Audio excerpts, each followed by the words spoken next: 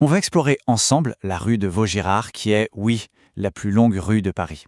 Mais attention, ce n'est pas juste une longue ligne droite sur une carte. Non, non, c'est bien plus que ça. C'est une vraie machine à remonter le temps où chaque bâtiment, chaque recoin cache des histoires incroyables. Et c'est exactement la question qu'on va se poser. Est-ce qu'une seule rue peut vraiment nous raconter Paris?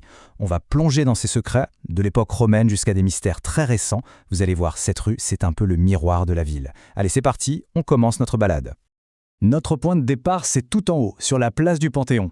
Mais avant même de mettre un pied sur la rue de Vaugirard, il faut qu'on entre dans le monument. Parce qu'à l'intérieur, il s'est passé une histoire, mais une histoire complètement folle. On dirait un scénario de film, et pourtant tout est vrai. Imaginez un peu la scène. Pendant 40 ans, la magnifique horloge Wagner de 1850, qui est un peu le cœur du Panthéon, eh bien, elle était cassée, à l'arrêt, complètement silencieuse. L'administration, ça n'avait pas l'air de trop les préoccuper. Sauf que, dans l'ombre, un groupe secret a décidé que ça ne pouvait plus durer. Alors, comment ils s'y sont pris? Ce groupe, les Untergunner, a monté un plan d'une audace incroyable. Regardez les étapes. Pendant un an, entre 2005 et 2006, ils se sont littéralement installés dans le Panthéon. En secret, bien sûr. Ils se cachaient, utilisaient des passages dérobés. Ils ont même construit un atelier complet sous le dôme. Et une fois l'horloge réparée, impeccablement, ils sont juste allés voir l'administrateur, qui n'en croyait pas ses yeux, pour lui annoncer la nouvelle. Et c'est là que l'histoire devient vraiment savoureuse, presque comique.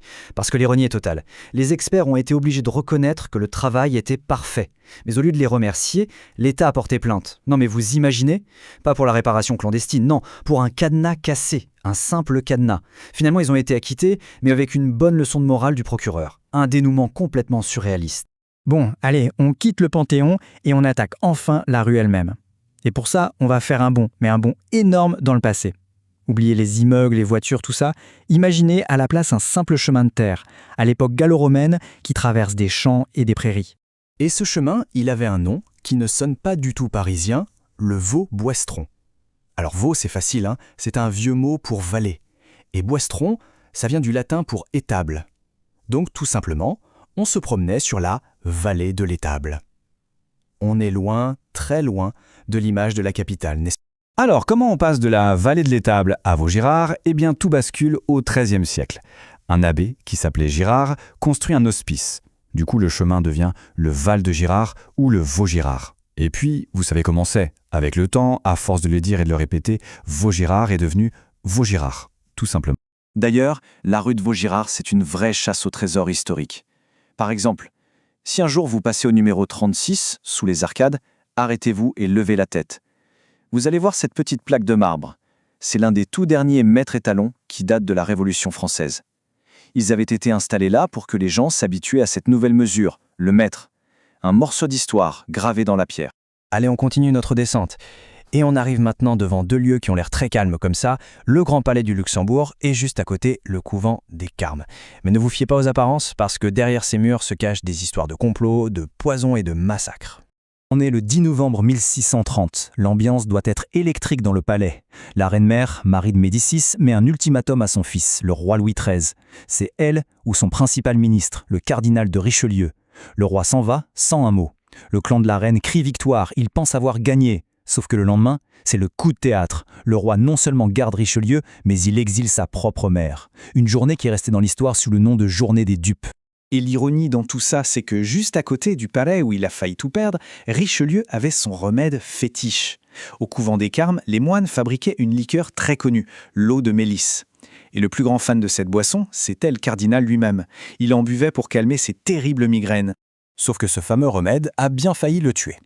Des ennemis ont réussi à mettre du poison dans sa bouteille personnelle. Mais heureusement pour lui, Richelieu avait un bon odorat. Au moment de boire, il a senti quelque chose de bizarre et s'est arrêté net. Il a échappé à la mort de justesse. Après ça, plus question de prendre des risques. Les moines ont dû sceller chaque bouteille avec de la cire violette, la couleur du cardinal. Mais attention, l'histoire de ce couvent va devenir beaucoup plus sombre. Un siècle et demi plus tard, on change complètement d'ambiance. Le jardin si paisible des moines va se transformer en scène de crime.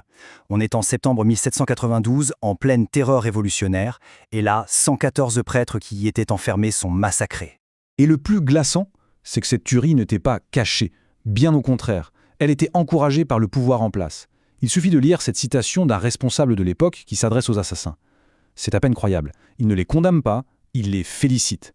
Il leur promet même de l'argent. C'est toute la logique terrible de la terreur qui est résumée ici. Bon, on laisse un peu de côté la grande histoire avec ses complots et ses révolutions pour s'aventurer dans des récits plus secrets, plus mystérieux. On va parler de crimes non résolus, de scandales et même d'une histoire qui touche au paranormal. En 1908, dans une petite impasse, l'impasse Ronsin, c'est la stupeur. Un peintre et sa belle-mère sont retrouvés assassinés.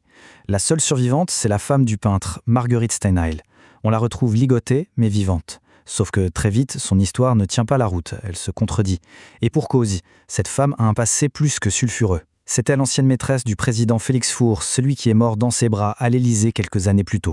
D'ailleurs, la mort du président avait donné lieu à un jeu de mots qui est resté célèbre.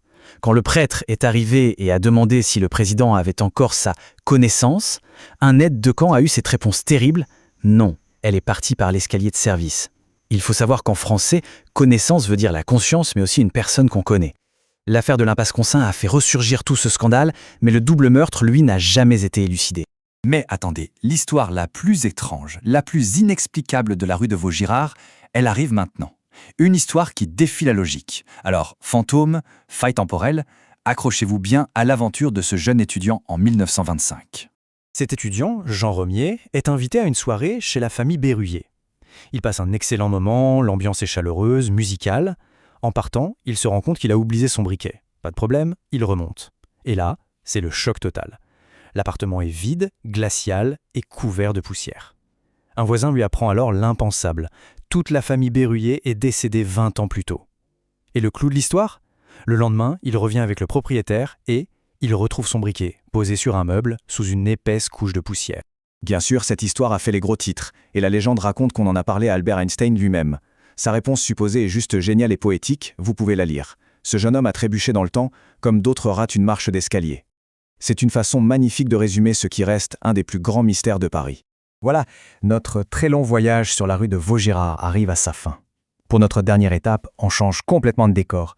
Pas de palais, pas de couvent, mais un fantôme de l'ère industrielle, une voie de chemin de fer abandonnée. C'est ici que la rue croise la fameuse Petite Ceinture. Ce chemin de fer, au XIXe siècle, c'était un peu le périphérique avant l'heure, mais pour des trains à vapeur qui faisaient le tour de Paris. Sauf que le métro est arrivé et l'a rendu inutile. Le service voyageux s'est arrêté en 1934. Et depuis, la nature a complètement repris ses droits. C'est devenu une sorte de coulée verte sauvage en plein Paris. Mais cette ligne fantôme n'est pas morte. Au contraire, elle est en train de se réinventer. On la transforme en promenade, en corridor écologique. Et ça nous amène à une dernière question. Tout comme la rue de Vaugirard nous a raconté des siècles d'histoire, qu'est-ce que ce vieux chemin de fer va nous raconter demain ? Quels nouveaux secrets nous attendent ? La prochaine fois que vous marcherez dans une vieille rue, n'importe laquelle, souvenez-vous de ça. Sous vos pieds, il y a des mondes invisibles. Merci d'avoir fait ce voyage avec nous.